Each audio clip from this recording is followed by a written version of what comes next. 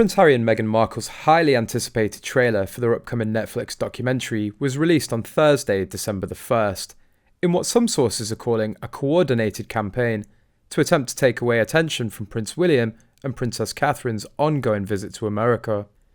Surprise, surprise, how very boring of Harry and Meghan, royal expert Hugo Vickers spilled in a recent interview. But this sort of thing is inevitable. It does sound a bit pretentious, what they've produced. Vickers added, if the Sussexes are worried they'll look diminished and less credible in comparison to the Prince and Princess of Wales' first overseas tour, they've overplayed their hand with a string of PR announcements, designed to clash with the Wales' visit this week. The much-hyped trailer immediately elicited spirited responses, many of whom slammed the rogue royals as shameless.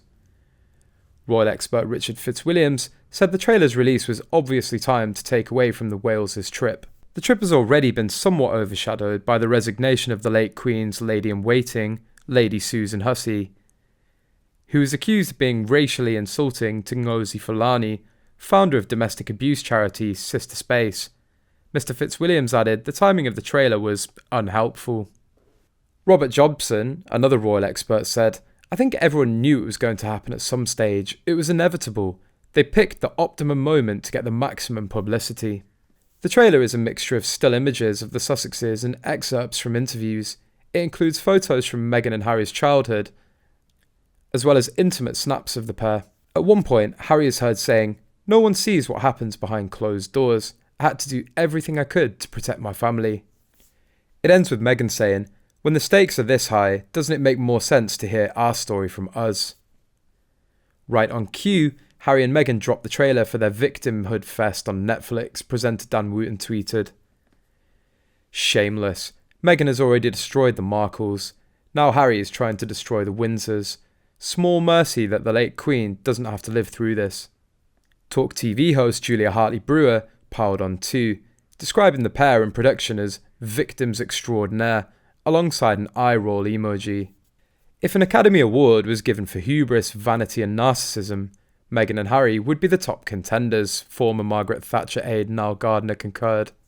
Fox Nation broadcaster and New York Post columnist Piers Morgan also wasted no time in excoriating the Sussexes' professed mission. Imagine bleating about privacy, then doing a kiss-and-tell reality series about your private lives, Morgan tweeted, shading the Harry and Meghan's famously press-shy behaviour during their brief stint as working royals. Morgan also lambasted the Sussexes for dropping the trailer on the second day of Prince William and Catherine's Boston trip. Then imagine preaching compassion as you trash your family again, the columnist fumed. Then imagine releasing the first trailer deliberately to ruin your brother's big trip to America. Repulsive hypocrites. Podcast host John Sappel also mused about the timing of the release. Oh, the Prince and Princess of Wales must be delighted. The release of this trailer coincides with their trip to the US. You'd almost think it was a deliberate attempt to upstage them, he wrote. Others struggle to wrap their heads around the tell-all approach. Harry and Meghan need a new mantra besides, we want to tell our own story. They've done this so many times. They should look ahead and give people reasons to care and be interested in them beyond their past plus their royal ties. It's the only way they can move forward and find success.